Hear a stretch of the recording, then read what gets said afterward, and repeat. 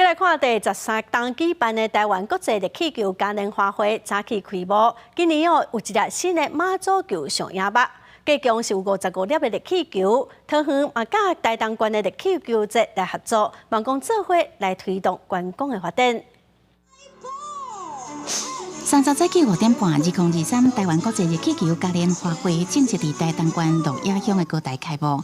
由台东天后宫出钱，拄啊做好的全球头一粒马祖造型热气球，飞到了后头一届升空。甲其他14粒国内外古锥造型的热气球，做伙伫花东唱国的天顶飞行。其中也有一粒日本的爱心球，特别点是低空飞过观众头顶，再个升悬的飞行技术，让游客非常的意外甲欢喜。 很壮观哎！以前都以为是热气球是直上直下，但可以飞耶。今年热气球嘉年华会开幕式来参加游客，甲往年客满规个高台山坪，安尼比起来减一半。可能是前一天台东才落大雨，国家国中小学爱后礼拜一才休热有关。不过今年会连续举办60天，历史上上届长的热气球活动。 除了有马祖球的加持，国外来的31粒热气球，原来会陆续到台东参加盛会。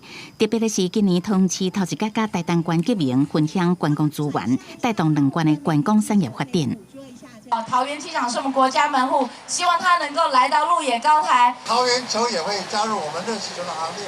从今年开始，每年的热气球，我们桃园都不会缺席。目前7月已经有明显的提升，那8月也已经开始陆续的提升中了。台东县热气球活动展开暑假旅游旺季的头一波热潮，饭店业正看好，不过民宿业暑假订房率7月到8月也是比往年减少3成左右。业者期待热气球活动的效应会当带来更较好的业绩。